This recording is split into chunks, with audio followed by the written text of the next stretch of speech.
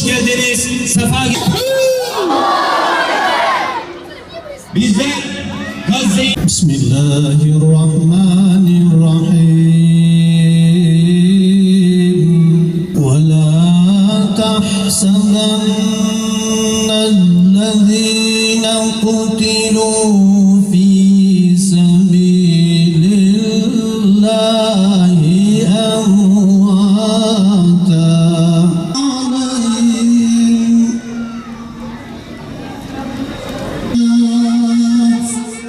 Hayır orada oyunda kaybolacağız. Elhamdülillahi Rabbil alemin. Vessalatu vesselamu ala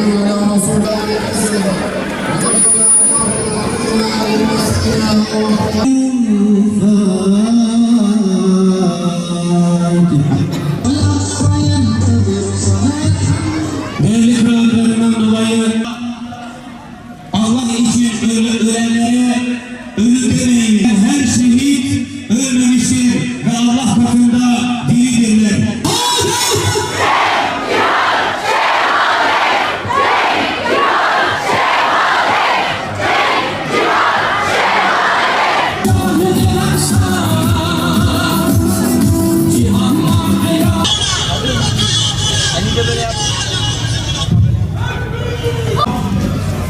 ونحميكم للشهاد جدا. أي شهيد خدا شاهده حضرت محمد عليه الصلاة والسلام شاهده بطول بشرية شاهده ويا رب أمجي شاهد إسماعيل هنية أذان قوتنيوي نباد أبون دجيد أبون أوي روحي خدا اوی بدن اخوا کرا قربان جی اسلام را جی اقصى شریفه جی قدس شریفه جی امت حضرت محمد علیه الصلاة والسلام اوی آینا خوشی دافدا کرن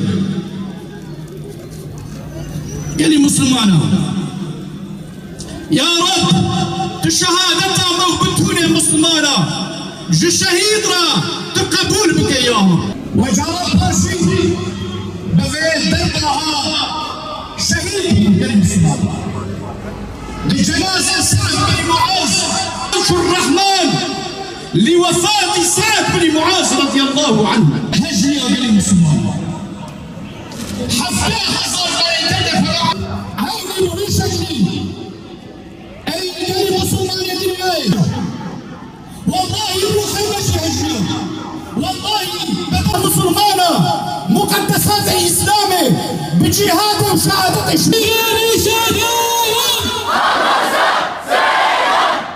خلاص ونشبينا لكن قوي حتى قدس İsrail kahrolsun, Amerika kahrolsun, İsrail. Allah bizimle, bizimle yaşar. سلام لته ای قدوس بجار پیغمبرا فدا تکری پیروز لامت لهر دورا ابراهیم تعوا کر سلیمان تجوار کر صلاح الدین رزگار کر وک خالد و عمرا Gazze ümmetin insanlığın imtihanı. Gazze ve bütün Filistin'de insanlık tarihinin en büyük dramlarından biri yaşanıyor. Batı dünyasının ve İslam düşmanı tüm şer yönetimlerinin desteğini arkasına alan Siyonist haydutlar, Siyonist teröristler hiçbir sınır, uluslararası hiçbir hukuki ve ahlaki kural tanımadan Müslüman Filistin halkına soykırım uygulamaktadırlar. Kadın, çocuk, genç, yaşlı, hasta sivil dinlemeden Filistin halkını vahşice katletmekte, onları açlığa mahkum etmektedirler. 10 aydır Müslüman Filistin halkı için, Gazze halkı için güvenli hiçbir yer kalmamış bulunmaktadır. Çoğu kadın ve çocuk olmak üzere şehitlerimizin sayısı 100.000'e dayanmış durumdadır. Binlerce kayıp ve yüz binlerce yaralı var. Yüz binlercesi ise dünyanın en büyük hapishanesinde korkunç bir muhasara altında aç ve susuz başlarını sokacakları bir evleri olmadan tedaviden mahrum, bulaşıcı hastalıklarla boğuşarak hayatta kalma mücadelesi vermektedirler. İşgal altındaki topraklarda, Siyonistlerin kurdukları esir kamplarında, zindanlarda tutsak edilen on binlerce Filistinli esir ise korkunç işkenceler altında tutulmakta, her türlü insani haktan mahrum bırakılmakta, tüyler ürperten uygulamalar altında yaşamaya çalışmaktadırlar. Her gün işgal altındaki zindanlarda Filistinli esirlerin şehadet haberleri gelmektedir. Büyük şeytan Amerika'nın ve İslam düşmanı Avrupa ülkelerinin sınırsız desteğini arkasına alan Siyonistler bu vahşi saldırıları tüm İslam dünyasına yaymaya çalışmaktadırlar.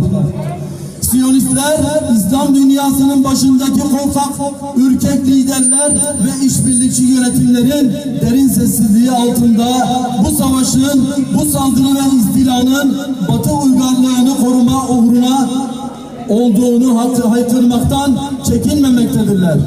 Bu savaşın İslam ve Müslümanlara karşı İslam medeniyetini durdurup yenilgiye uğratmak adına yapıldığını tüm dünyaya ilan etmektedirler.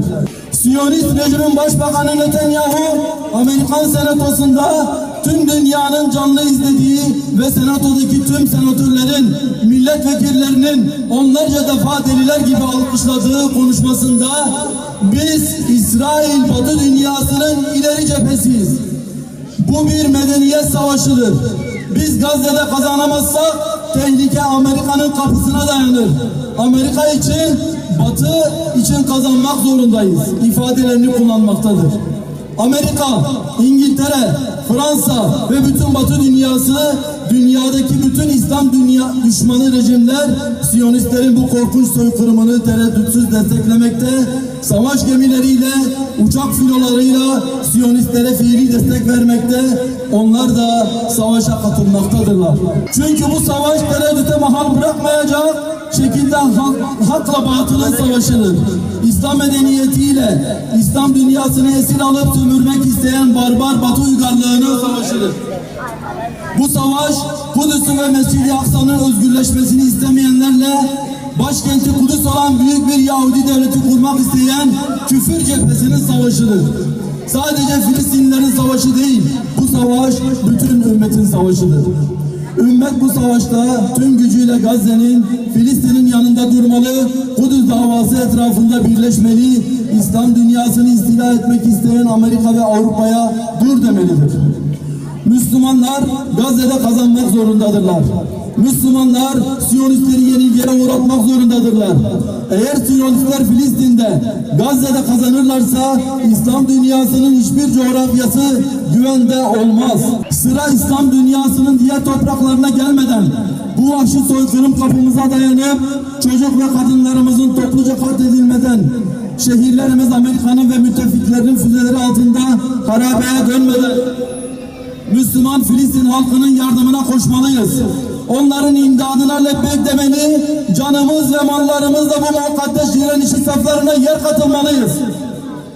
Kürdü, Türk'ü, Arap'ı ile hangi milletten olursa olsun tüm dünya hakları Filistin davasına sahip çıkmaya, Filistin davası için bedel ödemeyi göze almaya, fedakarlık yapmaya çağırıyoruz. Ey Müslüman halkımız! Gazze özgürleşinceye kadar Siyonistler zelil bir şekilde yenilgiyi kabul edip vahşet ve katliamlarına son verinceye kadar, Siyonistlerin zindanlarındaki esir kardeşlerimiz evlerine dönünceye kadar tek gündemimiz Gazze olsun. Her gün meydanlarda olalım. Her türlü imkanı kullanarak, yöneticilerimiz üzerinde baskı kurarak Gazze ve Filistin için onları harekete geçirmeye çalışalım. Canımızla, malımızla, dilimizle, duamızla Filistinli kardeşlerimizin direnişine ortak olalım. Tekbir! Amellerimizi ihlassız, ahiretimizi cennet